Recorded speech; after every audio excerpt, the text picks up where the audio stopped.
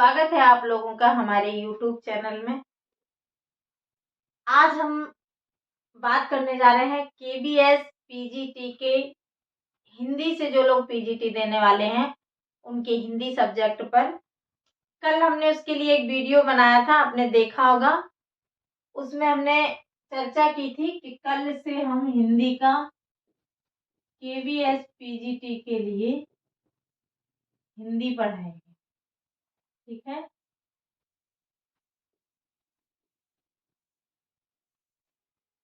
सीधे टॉपिक पर आते हैं। आपके सिलेबस में जो चार पांच बुक हैं उनमें पहली बुक का नाम है आरोह वन, जो 11th के सिलेबस की है, NCERT की बुक है। उसमें जो पहली कहानी है सिलेबस में आपके, वो है नमक का दरोगा। नमक का दरोगा किसकी है? प्रेमचंद।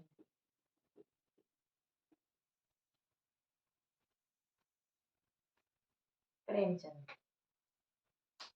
अब हमें नमक के दरोगा तो हमारे सिलेबस में है ही, लेकिन नमक का दरोगा के बारे में जानने से पहले हम प्रेमचंद के बारे में जान लेते हैं, क्योंकि प्रश्न सिर्फ नमक के दरोगा से नहीं आएंगे, प्रश्न आएंगे प्रेमचंद से भी, तभी मिलके इतना टॉपिक बनेगा कि उससे प्रश्न आ सके।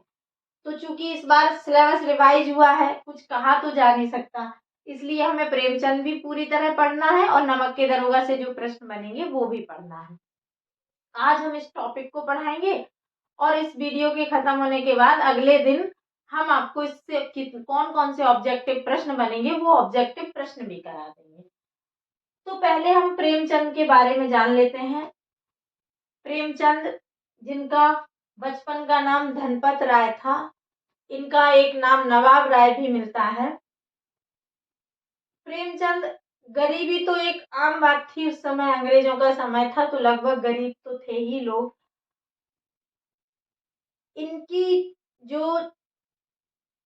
इनके बारे में जो कहा जाता है, इनका जो साहित्य है, कहीं ना कहीं साहित्य में, वैसे तो कहा जाता है साहित्य समाज का दर्पण होता है, इनकी साहित्य में वो मिलता है जो समाज में होता है, तत्कालीन समाज में जो चल रहा होता है।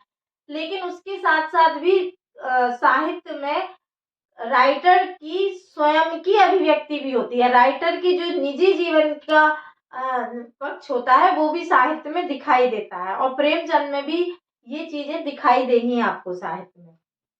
प्रेमचंद के बचपन में ही माँ का इनकी का देहांत हो गया था। इनके पिता ने दूसरी शादी की, जिसे विमाता कहते हैं या सौतेली माँ कह सकते हैं। उनके साथ इन्हें रहना पड़ा और सौतेली माँ का व्यवहार इनके प्रति कोई बहुत अच्छा नहीं रहा, इसलिए आप इनकी कहानियों में सौतेली माँ का व्यवहार, बहुत कहानियों में आपको विमाता का व्यवहार देखने को मिलेगा। शादी को लेकर भी वही है, इनके सौतेले नाना ने इनकी शादी जिससे करवाई, वो शुरू में तो बड़ा उत्सुकता रहती है शादी की, मतलब 15 साल की उम्र में शादी होगी तो बच्चा उत्सुक ही होता है। उस जब शादी की जो उत्सुकता थी, जो उत्साह था, वो जब शादी हो गई उसके बाद जब अपनी वाइफ को देखा तो वो उस अनुरूप नहीं थी जैसी इन्होंने कल्पना कर रखी थी, यानी कि वो बहुत बदसूरत थी। इस वजह से इनकी उससे बनी नहीं, उससे प्यार नहीं रहा और वो शादी इनकी टूट जाती है। इसलिए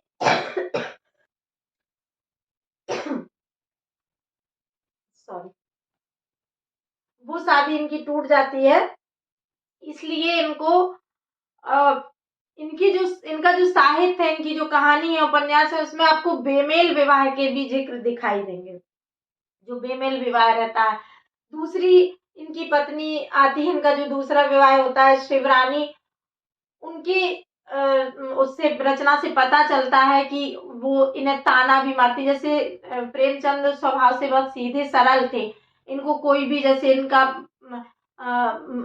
जो सीधे सरल होने के बाद कारण से लाभ उठा लेता था, फायदा ले लेता था झूठ बोलकर, तो वो इन्हें ताना मारती थी। तो जो पत्नियों का ताना मारने का वो है, वो भी इनके में जैसे धनिया के रूप में, गोदान में या अन्य कहानियों में आपको दिखाई दे जाएगा। अभी हम बात करते हैं, सबसे पहले देखिए प्रेमचंद का जन्म। प्रेमचंद का जन्म कब होता है, कहाँ होता है? तो प्रेमचंद का जन्म होता है 31 जुलाई 1880 में लमही गांव में।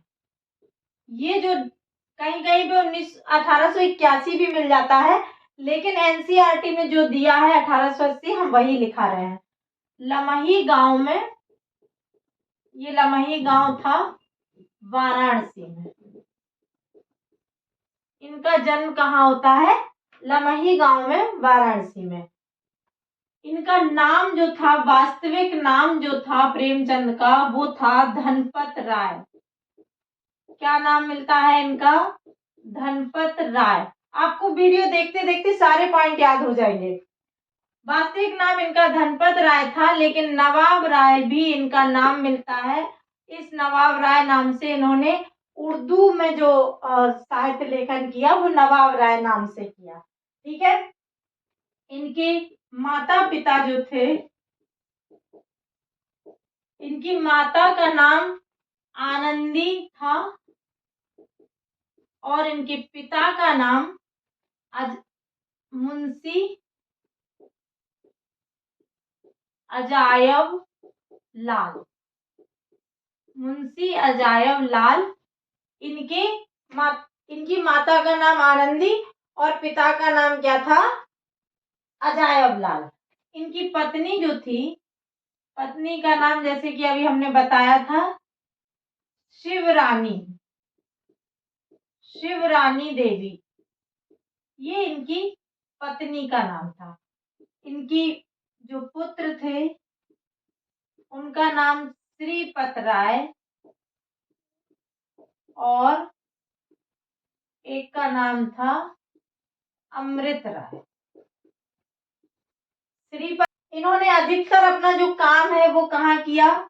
इनकी कर्मभूमि इनका उपन्यास भी है, लेकिन हम उपन्यास की बात नहीं कर रहे। कर्मभूमि इनकी गोरखपुर रही और जो इनका कार्य क्षेत्र था,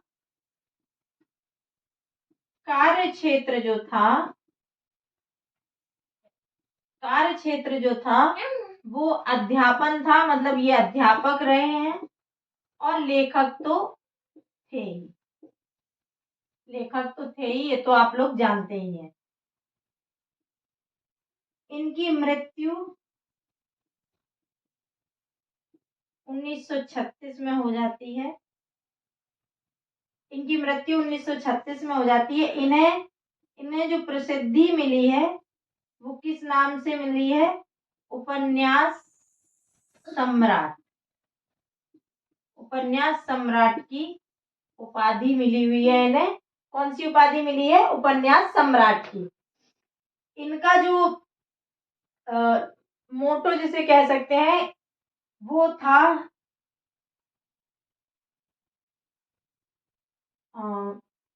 आदर्शोन्मुखी,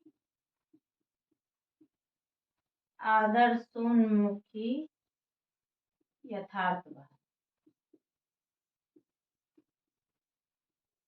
ठीक है।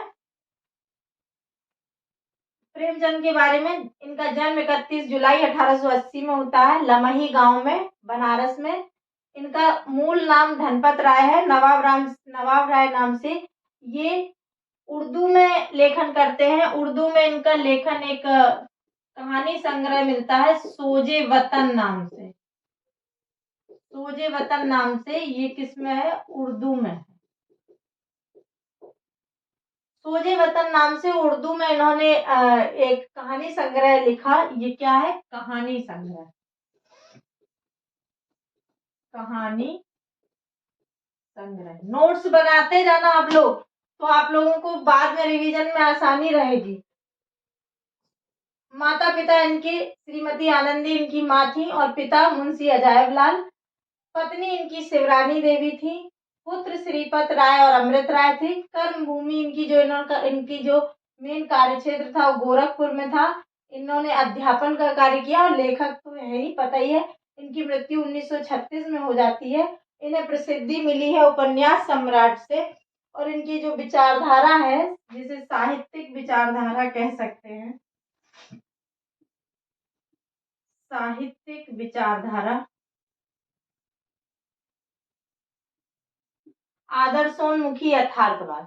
आदर्शोन्मुखी यथार्थवाद का मतलब था कि ये यथार्थ दिखाते हैं अपनी रचनाओं में, लेकिन आदर्शोन्मुखी का मतलब बाद में सब कुछ ठीक हो जाने वाला, हृदय परिवर्तन।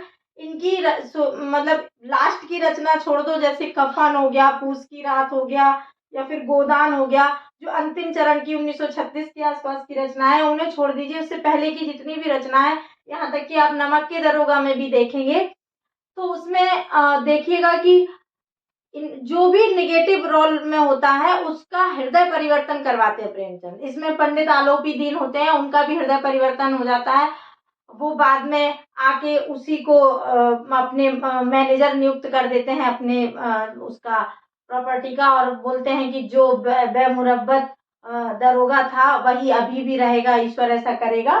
और वो हृदय परिवर्तन दिखाते हैं। तो वही जो हृदय परिवर्तन दिखाते हैं उसी को इन्होंने आदर्शोन्मुखी यथार्थवाद कहा। शिवरानी देवी की एक रचना है प्रेमचंद घर में। जैसा कि नाम से ही पता चल रहा है, नाम से ही पता चल रहा है कि ये प्रेमचंद की जीवनी जैसा है। और क्या है इसमें, इसमें प्रेमचंद की वो बातें बताएंगे जो प्रेमचंद का तौर तरीका, रहन सहन घर में था, उसके बारे में इसमें कहा गया है कि शिवरानी देवी उनकी पत्नी का है, पूछा जा सकता है। एक और चीज, प्रेमचंद एक अखिल भारतीय अखिल भारतीय प्रगतिशील लेखक संघ था। इसका अधिवेशन 1936 में लखनऊ में होता है। इसकी अध्यक्षता करते हैं कौन? प्रेमचंद। इसकी अध्यक्षता करते हैं प्रेमचंद। ठीक है। अखिल भारतीय प्रगतिशील लेखक संघ बना होता है, जिसका 1936 में लखनऊ में अधिवेशन होता है, और उसकी अध्यक्षता कौन करता है? प्रेमचंद करते हैं। और फिर इनकी जो लास्ट की रचना है उनमें प्रगतिवाद के दर्शन होने लगेंगे आपको।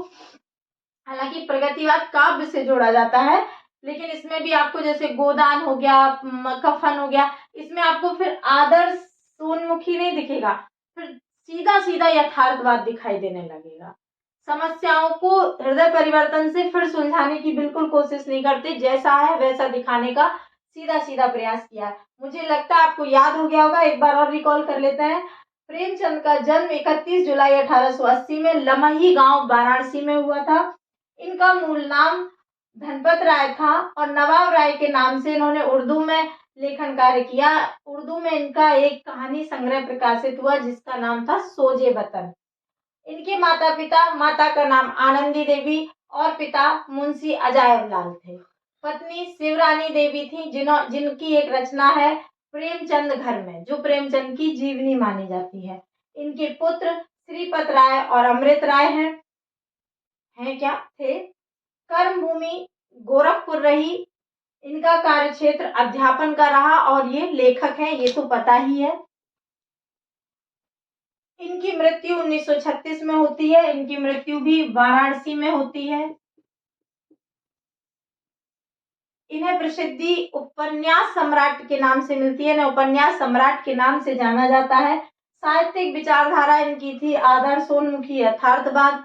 अखिल भारतीय प्रगतिशील लेखक संघ की बैठक होती है लखनऊ में 1936 में, उसकी अध्यक्षता प्रेमचंद करते हैं, और 1936 में ही इनका निधन हो जाता है। 1936 की ही रचना इनकी गोदान भी है। और इनका एक उपन्यास मंगलसूत्र है जो अधूरा रह गया था, इनकी डेथ हो गई थी, वो अपूर्ण है। इसे मिटा देती हूँ, इसके बाद उनकी रचनाओं पर बात करूंगी।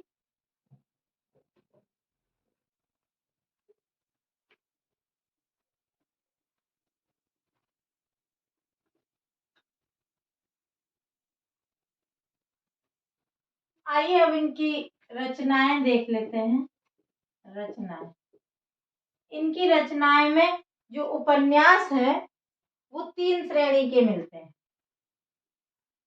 उपन्यास जो हैं उन्हें 3 श्रेणी में विभाजित किया। मेन इनकी कहानी और उपन्यास ही हैं। लिखे तो इन्होंने नाटक भी हैं, लेकिन इनकी मेन जो जिसके लिए जाने जाते हैं उपन्यास सम्राट, प्रथम श्रेणी,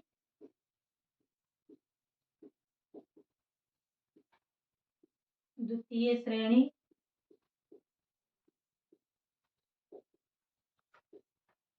और तृतीय श्रेणी। ये 3 श्रेणी में उपन्यास आपको मिलेंगे। पहली श्रेणी में आपको मिलेगा प्रतिज्ञा और वरदान। ठीक है, पहली श्रेणी में क्या है? प्रतिज्ञा और वरदान। दूसरी में है सेवा सदन, सेवा सदन, निर्मला और गबन। ये द्वितीय श्रेणी में आते हैं। और तीसरी श्रेणी में है आपका प्रेमाश्रय, प्रेमाश्रम और रंगभूमि, कर्मभूमि, रंगभूमि, कर्मभूमि, प्रेमाश्रम, रंगभूमि, कर्मभूमि, कायाकल्प, कायाकल्प और गोदा। क्या फर्क है? क्यों 3 श्रेणी में रखा गया? ये जो है ये इनकी प्रारंभिक उपन्यास हैं। इनमें बहुत ज्यादा फेमस नहीं हुए। इनमें सामाजिक समस्याएं दिखाने का प्रयास किया। सामाजिक समस्याएं जैसे सेवा सदन में आपको दिख रहा है ना, सेवा सदन में आपको दहेज प्रथा का मुद्दा मिलेगा। निर्मला में आपको बेमेल विवाह का मुद्दा दिखाई देगा। और गबन में आपको मिलेगा जो भय है गबन करने के प्रति या लालच।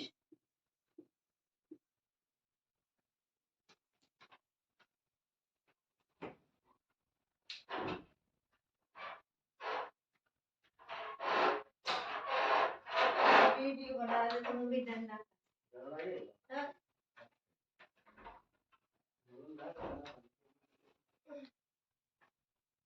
गबन में आपको मिलेगा भय और लालच। क्या मिलेगा?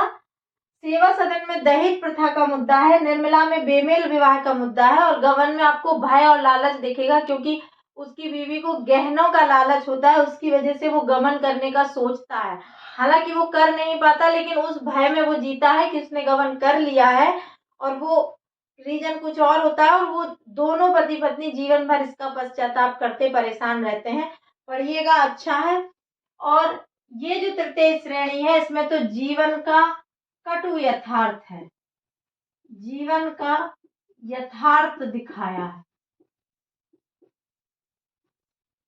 इन उपन्यासों में जीवन का यथार्थ दिखाया है, मानव जीवन सचित्र रूप में आपके सामने आया है। तो कौन कौन इनके इम्पोर्टेंट उपन्यास है? प्रतिज्ञा, वरदान। आपको श्रेणी याद नहीं भी रखोगे तो चलेगा। प्रतिज्ञा, वरदान, सेवा सदन, निर्मला, गबन, प्रेमाश्रम, रंगभूमि, कर्मभूमि, कायाकल्प, गोदान। ये इनके उपन्यास है। इसके बाद हम बात करेंगे कहानी संग्रह की। इसे मिटा देते हैं। उपन्यासों पर हमने बात कर ली। कहानियां और नाटक ये सब हमने लिख दिया है ताकि लिखने का समय बच जाए। प्रेमचंद की एक और बात है कि प्रेमचंद कला को कला का प्रयोग कला के लिए नहीं मानते थे। वो मानते थे कि कला का प्रयोग मानव जीवन की व्याख्या के लिए होता है। तो कभी पूछ दे तो ये लाइन मतलब देखना कि प्रेमचंद कला को क्या मानते थे, कला या मानव जीवन की व्याख्या का साधन। तो मानव जीवन की व्याख्या का साधन था। इनकी प्रमुख कहानियां देखिए, लगभग 300 कहानियां प्रेमचंद ने लिखी। मानसरोवर करके संपादित है, जो 8 खंडों में विभक्त है, यानी कि 8 बुक है मानसरोवर नाम से। मानसरोवर भाग 1, मानसरोवर भाग 2, ऐसे करके 8 खंड में है। इनकी प्रमुख कहानियां जो है, पूस की रात, शतरंज के खिलाड़ी, नमक का दारोगा जो आपके सिलेबस में है, पंच परमेश्वर, मंत्र, बड़े घर की बेटी, कफन, सदगति, बड़े भाई साहब, ईदगाह, बूढ़ी काकी, ये इनकी फेमस कहानियां हैं। इनके नाटक हैं 3 फेमस, करबला, संग्राम और प्रेम की देवी। निबंध है 2, निबंध संग्रह, कुछ विचार, विविध प्रसंग। कहानी में ध्यान रखिएगा, ये कम पूछते हैं लेकिन फिर भी नाटक 3 ही है तो याद हो जाएंगे, करबला, संग्राम और प्रेम की देवी। नाटक कौन कौन है? करबला, संग्राम और प्रेम की देवी। निबंध, कुछ विचार, विविध प्रसंग। कहानियां में 300 कहानियां हैं। मानसरोवर कितने खंडों में विभाजित है? तो 8 खंडों में विभाजित है। प्रमुख कहानी कौन कौन सी है? प्रमुख कहानी कौन कौन सी है? पूस की रात, शतरंज के खिलाड़ी, नमक का दारोगा, पंच परमेश्वर, मंत्र, बड़े घर की बेटी, कफन, सदगति, बड़े भाई साहब, ईदगाह और बूढ़ी काकी। इनमें से पूछ देगा, 3 कहानियां प्रेमचंद की दे देगा, एक किसी और की दे देगा, पूछ देगा इनमें से कौन सी कहानी प्रेमचंद की नहीं है या कौन सी कहानी प्रेमचंद की है। तो ये आपको याद रखनी होंगी। अगले वीडियो में हम आपको नमक के दरोगा के कुछ इंपॉर्टेंट बिंदु डिस्कस करेंगे, साथ ही साथ उसके ऑब्जेक्टिव प्रश्न भी बनाएंगे। तो आज के वीडियो में इतना ही। कल के वीडियो में हम आपको नमक के दरोगा के महत्वपूर्ण प्रश्न और उससे जुड़े हुए ऑब्जेक्टिव प्रश्न, कम से कम 20 या 25 प्रश्न आपके साथ सॉल्व करेंगे, जिससे जो भी इस टॉपिक से आ सकता है आपके बाहर नहीं जाएगा। जितना पढ़ाया जाएगा इससे बाहर आपका नहीं जाएगा। तो हमारे साथ जुड़े रहने के लिए धन्यवाद। इस वीडियो को शेयर कीजिएगा ताकि ज्यादा से ज्यादा लोगों को लाभ मिले। धन्यवाद।